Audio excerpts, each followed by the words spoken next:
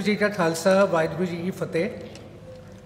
मैं सबसे पहले धन्यवाद देना चाहूँगा योगानंद शास्त्री जी का, जिन्होंने हमें अपने साथ जोड़ा है और हमें दिल्ली की सेवा करने का मौका दिया है।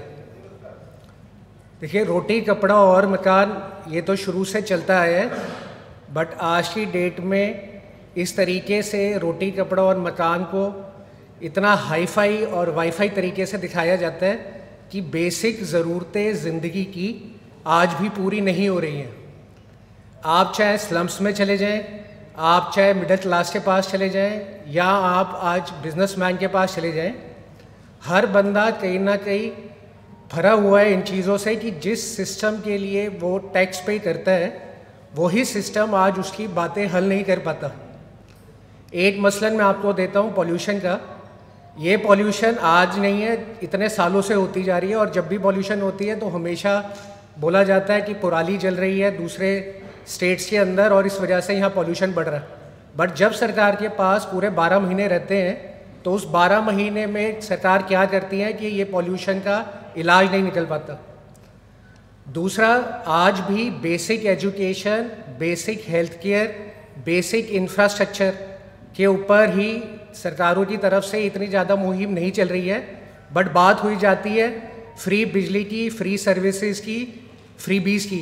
जिन जिन देशों में आज तक फ्री में राजनीति करी गई है, चाहे वो वेनेजुएला हो, सारी जगहों पे वो सारी स्टेट्स, वो सारी कंट्रीज़ कभी भी आगे नहीं बढ़ पाई, क्योंकि अगर स्टेट खुद ही कलेक्शन नहीं करेगी तो वो आने वाले टाइम में एजुकेशन के ऊपर, हेल्थ केयर के ऊपर खर्चा कहाँ से करेगी। यही दुर्भाग्य है कि इंडिया की कई स्टेटों के अंदर रेवेन्यू से ज़्यादा कर्जा है। अगर स्टेट खुद ही बोरोअर बनेगी और उसके ऊपर कर्जा रहेगा तो वो डेवलपमेंट के लिए कैसे खर्च करेगी। तो हमारी पूरी टीम, नेशनल लोक कल्याण पार्टी जो हमारी थी, हमने सर के साथ मिलके पूरे इनके नेतृत्व में दिल्ली में पूरा साथ देंगे। पिछले 2.5-3 साल से जो हमारी तैयारी चल रही है, सारी सिख कम्युनिटी जो हमारे साथ है यहाँ पर, उसको भी हम लेके आएंगे लीडरशिप क्वालिटी के अंदर। प्लस हम लोग सरबद्धा भला जो हमारे गुरुओं की शिक्षा है, उसी शिक्षा पे आगे करेंगे और हम दिखाएंगे कि किस तरीके का एजुकेशन सिस्टम होना चाहिए, किस तरीके का हेल्थ केयर सिस्टम होना चाहिए, किस तरीके का women welfare and child welfare और सीनियर सिटीजन्स के लिए सिस्टम होना चाहिए। उस सिस्टम को हर वार्ड के अंदर एक ब्लूप्रिंट बना के शास्त्री जी के नेतृत्व में हम आगे चल के आपको पेश करेंगे, और हमारी सारी टीम पूरा साथ है। और मैं धन्यवाद करता हूँ आप सब लोगों का जो आज यहाँ पर आए हैं और हमारी स्ट्रेंथ बढ़ाई है। और आगे चल के हम लोग जो पढ़े लिखे लोग हैं, एजुकेशन बैकग्राउंड से आते हैं, हेल्थ केयर बैकग्राउंड से आते हैं, बिजनेस फैमिली से आते हैं, जो हमने प्रण बनाया है कि जिस तरीके से कोरोना काल के अंदर कोई एडमिनिस्ट्रेशन, कोई पार्टी किसी के काम नहीं आई, बट एक इंसान ने दूसरे इंसान के लिए सिलेंडर मुहिम करवाया, उस बंदे ने बेड मुहिम करवाया, और जो परिवार अपने परिवार वालों को जलाने के लिए भी कोशिश कर रहे थे कि उनका अंतिम संस्कार हो जाए, तब भी उनको कोई हेल्प नहीं मिली। तो उसी विचारधारा से, उसी हमारे गुरुओं के और उसी हमारे गुरुद्वारों की शिक्षा के अंदर हम इस बार इस इलेक्शन को और आने वाले कल को बदल के दिखाएंगे। वाहिगुरु जी का खालसा, वाहिगुरु जी की फतेह। मैं माननीय भाई प्रोफेसर इंद्रप्रीत जी और उनके साथी मोंगा साहब, राजीव जी, A.K. शर्मा जी, बिटिया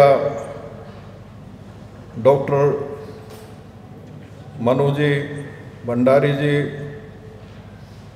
रामाश्रय प्रसाद सिंह जी, और उन सब का आभारी हूँ जिन्होंने अपनी पार्टी होते हुए,